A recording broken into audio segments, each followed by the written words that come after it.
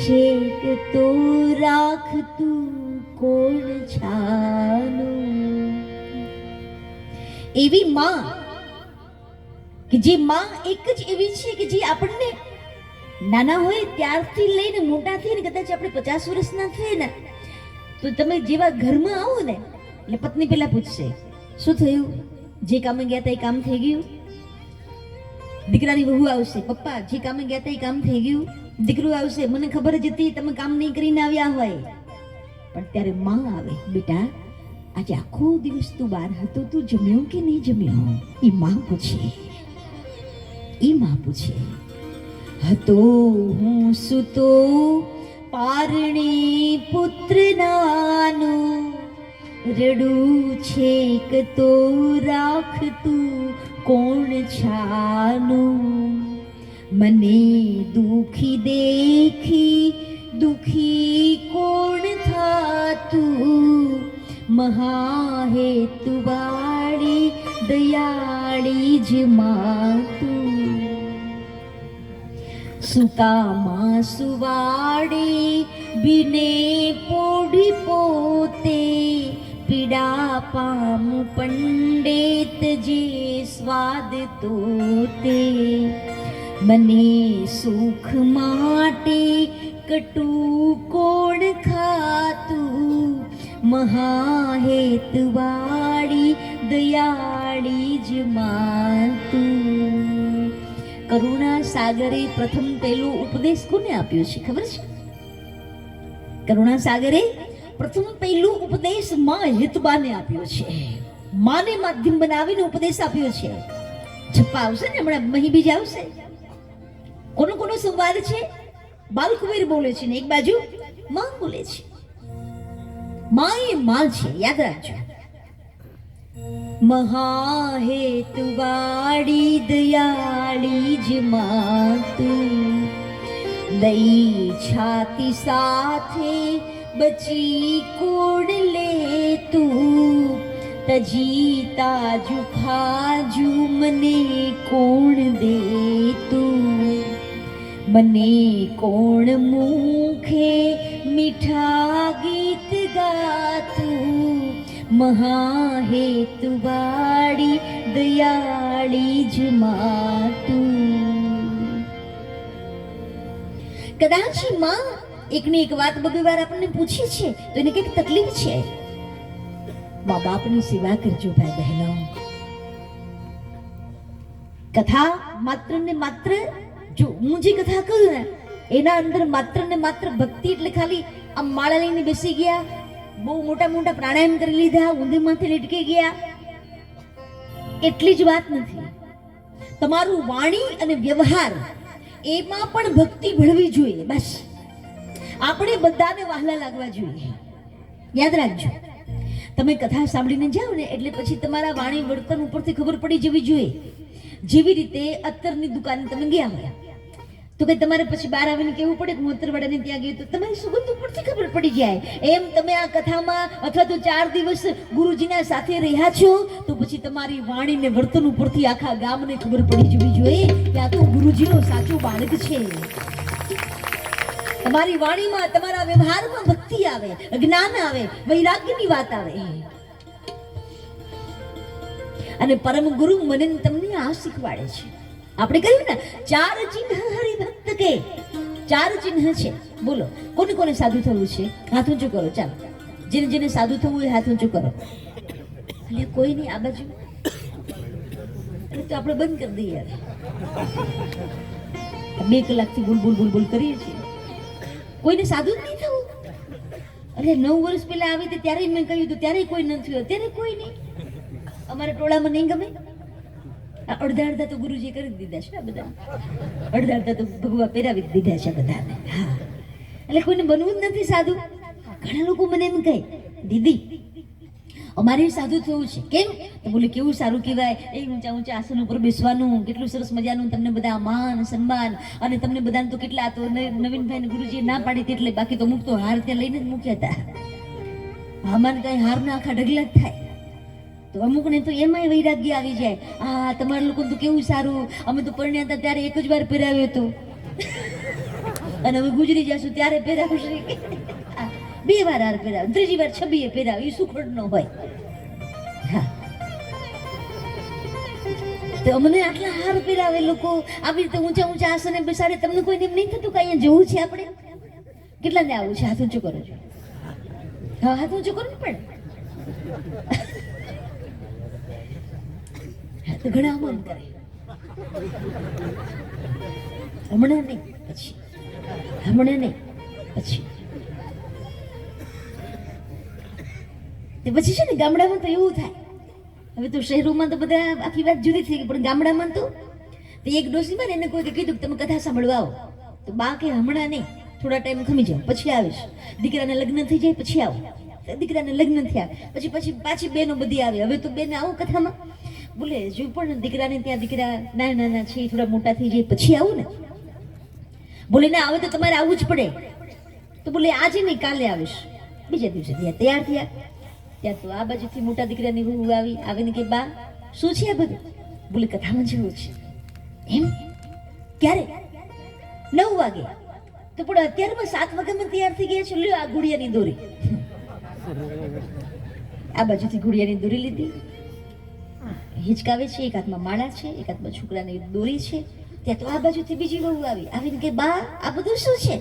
બોલે કથામાં જીવાનું છે. એમ? કેટલા વાગે? બોલે 9. હજી તો 8 વાગ્યા છે. લો આ બાજુથી અહીંયાથી દોરી આપી, પછી તો 2 બાજુથી આપે. અમુક તો ગુટિયા જ કરે, પણ એ જઈ જ ન શકે કથામાં. હા, એટલે આપણા હાથમાં બાજી હોય ને ત્યાં સુધી બધું જ કરી લેવું. એમાંય પરમ ગુરુની પ્રીતની મેં તમને વાત કરી. તો ઘણા મને એમ કહે દીદી પરમ ગુરુથી પ્રીત થઈ જાય એનું આપણને પ્રમાણ શું મળે? પરમ ગુરુથી આપણને પ્રીત થઈ ગઈ છે એનું આપણને ખબર કેવી રીતે પડે કે આપણને પરમ ગુરુથી પ્રીત થઈ ગઈ છે? સીધી વાત છે. આ કોકને ગમી જાય નથી કઈ થતું, એવું થાય. લે આ બધા હશે છે કાં? આટલું બધું હશે તમે? એકબીજાને કોઈક છોકરા છોકરી ગમી ગયા હોય તો નહીં. આમ તમે જો અહીંયાથી કથા પૂરી થઈ પછી રાતે 2 વાગે ગોદડામાંથી મેસેજ કરે, આઈ મિસ યુ. અહીંયા સામેથી પાછું લખે આઈ મિસ યુ ટુ. ત્યાં અંદર લાઈટો થતી તો બાપા પાસે આમ કરીને આમ લાકડીથી ઊંચું કરે કે છે શું? હટ કરતો આ કે બંધ કર. એવું થાય. રાત્રે ઊંઘ ના આવે, ખાવાનું ન ભાવે. હે મારા પરમ ગુરુ, હું તો એમ કહું છું તમે ક્યારેક આ બધાને કહો છો, આ બધા આને કહો છો, એના કરતાં ક્યારેક પરમ ગુરુને તો કહો, પરમ ગુરુ તમે મને બહુ યાદ આવો છો, બહુ યાદ આવે છે. I miss you. એટલે પરમ ગુરુ તમે મને બહુ યાદ આવો છો. અને પછી પરમ ગુરુ કહેશે કે બેટા તું મને એટલો જ વહાલો છે, એક વાર એને પ્રેમ કરીને તો તમે જુઓ, તમારા ભંડાર ભરપૂર રાખશે, કોઈથી ખૂટવા નહીં દે. પરમ ગુરુને જેને પ્રેમ કર્યો ને મને યાદ આવે છે આ વડોદરાની બાજુમાં વરણામા ગામ,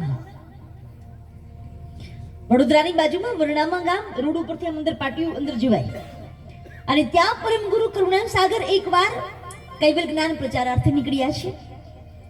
અને એમાં બધાના ઘરે જઈ રહ્યા છે પરમ ગુરુ, જેમ અત્યારે ગુરુજી જાય છે. અને પરમ ગુરુ કરુણા સાગર બધાને ત્યાં જાય છે. એમાં એક વાર પરમ ગુરુ આજ રીતે વર્ણવવામાં આવ્યા છે. એમાં એક સ્ત્રી જેનું નામ છે શામળાબાઈ, એ જેના ઘરે પરમ ગુરુ ઉતર્યા છે ત્યાં દૂર ઊભી ઊભી રડી રહી છે. કરુણા સાગરને જુએ ને આંખમાં આંસુ આવી જાય. પરમ ગુરુ કરુણા સાગર બોલાવે છે, શામળાબાઈ અહીંયા આવો જોઈએ, શું થયું? અને ત્યારે કહે છે કઈ નહીં બાપજી. અરે બેટા આમ રડી રહ્યા છો તમે? કઈ નહીં, મને કહો, મને નહીં કહો. ત્યારે કહે છે કરુણા સાગર બધાના ઘરે તમારી પધરામણી થાય છે, મને મારા મનમાં એમ થયું કે મારા ઘરે ક્યારે આવશે કરુણા સાગર? અરે આવતીકાલે જ તમારા ઘરે આવીશ. શું કહ્યું? આવતીકાલે કરુણા સાગર મારા ઘરે? આહા, મારી તો નાનકડી એવું ઘર, નાનકડી એવી ઝૂંપડી, અને એમાં મારું કરુણાનું સાગર પધારશે. પણ મનમાં હજુ એક ભાવ જાગ્યો છે કે આ કરુણા સાગર મારે ત્યાં પધારશે, પણ મારા ઘરનું તો કઈ લેશે નહીં ને. હું તો ગરીબ છું, હું શું ધરાવી શકીશ? મારા પાસે કઈ નથી. અને કરુણા સાગરે ભાવને ઓળખી ગયા અને કહે છે, શામળાબાઈ, કાલે તમારા ઘરે આવીશું એટલું જ નહીં, પણ હું તમારા ઘરનો પ્રસાદ લઈશ. મારા ઘરે પ્રસાદ લેશો તમે? એક આંખમાં ખુશીના આંસુ છે તો બીજી આંખમાં દુઃખના આંસુ છે. કરે રે, મારા કરુણા સાગર મારા ઘરે પધારશે, પણ મારા પાસે તો એને ધરવા માટે કશું જ નથી. બહુ ગરીબ છું. મારા પાસે આવડા મોટા બાપજી એ મારે ત્યાં પધારે, હું એને શું આપી શકું? પણ કરુણાનો સાગર એના અંતરના ભાવને ઓળખી ગયા છે. શામળાબાઈ, શું વિચારો છો? કઈ નહીં બાપજી, બસ કાલે તમે મારા ત્યાં પધારશો. જમવામાં શું લેશો બાપજી? અને ત્યારે કહે છે, શામળાબાઈ મનમાં વિચારી રહી છે, મારા ઘરમાં કશું નથી. બાજરી છે અને મારા વાડામાં માત્ર તાંજળિયાની ભાજી છે, બીજું કઈ નથી મારા પાસે. કરુણા સાગર, આપ શું લેશો? અને ત્યારે કરુણા સાગર સામેથી બોલ્યા છે, કઈ ખબર નથી. સામેથી કહે છે, બહુ બધું ખાઈને તો હવે થાકી ગયા છે. 32 ભાતના ભોજન લોકો પીરસી રહ્યા છે, પણ શામળાબાઈ, કાલે તમારા ઘરે બિલકુલ સાદું લઈશું હો. બીજું કશું જ ના બનાવતા, માત્ર બાજરાનો રોટલો ને તાંજળિયાની ભાજી બનાવજો. એકવાર સદગુરુને બનીને તો જુઓ ભાઈ બહેનો, તમારા અંતરની વાતને ઓળખી જશે. એ અંતર્યામી છે.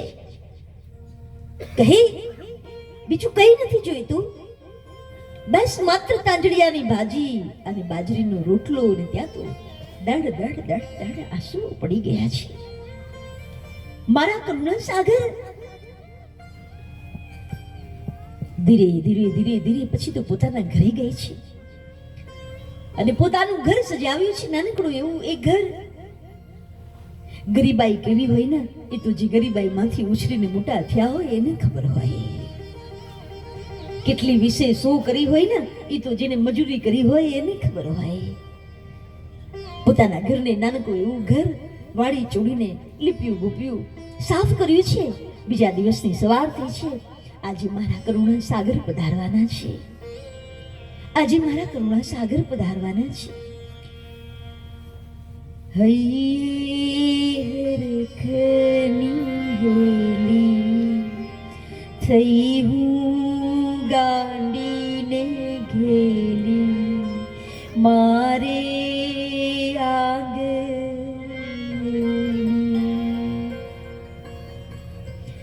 સજની ગુરુજી પધાર્યા મારે આંગણે. એ સજની પૂર્વના પુણ્ય મારા જાગીયા. આવ્યા મોટા મહારાજે મારા સુધાર્યા કાજે મારે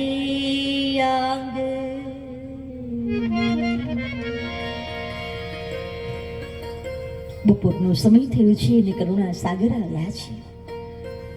પણ જીવા એ શ્રીમાં મંદિર આવ્યા છે.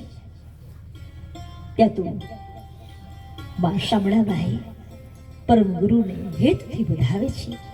શ્રીમાં ફૂલડા પાથર્યા છે. પધારો હે કરુણા સાગર, પધારો પધારો કહેતા કહેતા આજે અંદર જ્યારે લઈ ગઈ છે, નાના એવા પાટલા ઉપર બેસાડ્યા છે. બીજા પાટલા ઉપર ભોજનનો થાળ પીરસ્યો છે. કરુણા સાગર હાથ મોં ધોઈ અને આજે ત્યાં પ્રસાદ લેવા માટે બેઠા છે.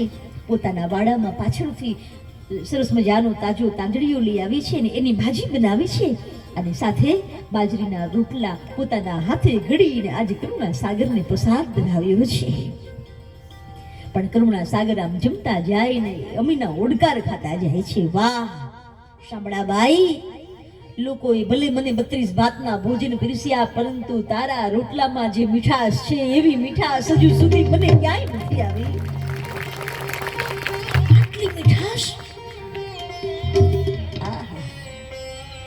જમ્યા, હાથ મોં ધોયા અને પછી કરુણા સાગર એના ઘરની અંદર આટો મારે છે, પણ બીજું કઈ છે જ નહીં ઘરમાં. ઘરની અંદર આટો મારે છે, એમાં એક અનાજ ભરવાની કોઠી જોઈ છે. પૂછ્યું છે, શામળાભાઈ, હા બાપજી, આ શું છે? અનાજ ભરવાની કોઠી છે બાપજી. ઓ, શું ભર્યું છે અંદર? અમે તો ગરીબ છીએ બાપુ, માત્ર બાજરો ભર્યો છે, થોડો ઘણો બાજરો રહ્યો છે બસ. ઓ, બાજરો ભર્યો છે? તો કહે હા. કરુણા સાગરે કોઠી ઉપર આમ હાથ મૂક્યો છે. હાથ મૂકીને કહે છે, શામળાબાઈ સાંભળો, હા સાંભળો, તમે આ કોઠીમાંથી લઈને મને બાજરીનો રોટલો ખવડાવ્યો છે ને, જાઓ, તમારી કોઠીએ ક્યારેય દાણા ખૂટવા નહીં દઉં. આ મારો કોલ છે. પણ સાંભળજો, આ વિશ્વાસની વાત છે, વિશ્વાસ રાખજો. ક્યારે આ કોઠીનો ઉપરનો ઢાંકણું છે ક્યારેય ખુલતા નહીં. બસ મારા ઉપર વિશ્વાસ રાખજો. નીચેના છિદ્રમાંથી તમારે જેટલા પણ જોઈએ એટલા દાણા એ કરીને ઘંટીમાં દળી નાખજો, પણ ક્યારેય આના ઉપરનું ઢાંકણું ના ખુલતા.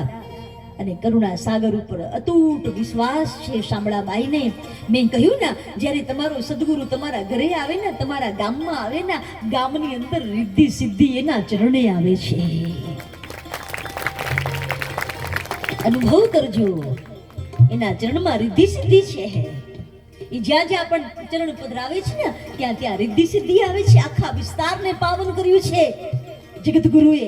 4 દિવસ પધરામણીઓ કરીને, અને અબાલ વૃદ્ધ સૌ ભાગ્યશાળી છે. આપણે ત્યાં શંકરાચાર્ય કે કોઈ પણ જગતગુરુ હોય તો એમની પાદુકા તો એ અમુક લોકો, અમુક ભક્તો કે અમુક સંતો કે પોતે એની પૂજા કરતા હોય. જ્યારે પૂજપાદ ગુરુજીએ તો બધાના માટે પાદુકા મૂકી દીધી છે. મારા કરુણા સાગરની પાદુકા બધા એના દર્શન કરવા જોઈએ, બધા એની પૂજા કરવા જોઈએ, એવા ભાવ સાથે આ પદયાત્રા નીકળી છે. આ આખી પાદુકા યાત્રા નીકળી છે. અને અત્યાર સુધીમાં દિવાળી પહેલા અત્યારે લાખો ભક્તોએ એનું પૂજન કર્યું છે ને હજુ ભવિષ્યમાં પણ પૂજન થશે. એટલું જ નહીં, અમેરિકામાં પણ ઘણા બધા કાર્યક્રમો થયા અને હજુ પણ હું ગુરુજીના સાથમાં જવાની છું. બહુ મોટામાં મોટી એક આખી પેલેસ છે, એક હોટલ છે, અને એના અંદર ન્યૂ જર્સીમાં સપ્ટેમ્બર મહિનાની અંદર બહુ મોટો અમેરિકા ખાતે જગતગુરુ ભાવ વંદનાનો પ્રોગ્રામ થઈ રહ્યો છે. એવી જ રીતે લંડન પણ હું જઈ રહી છું ગુરુજીના સાથે મે મહિનામાં. ત્યાં પણ લંડનમાં વસતા બધા જ શ્રદ્ધાળુઓ એના અંતરનો ભાવ છે, દીદી આપ પણ પધારો અને ગુરુજીની ભાવ વંદના અમને કેવી રીતે કરવી, શું કરવી, બસ આપનું માર્ગદર્શન અમને મળે અને આપના સત્સંગનો લાભ મળે. પાદુકાનો મહિમા શું છે એ આપ મને સમજાવો. મારો કહેવાનો મૂળ આશ્રીભાઈ બહેનો, જે પાદુકા તમારા ઘરની અંદર આવી રહી છે ને, તમારા ગામની અંદર, એ પાદુકા કોઈ સામાન્ય પાદુકા નથી.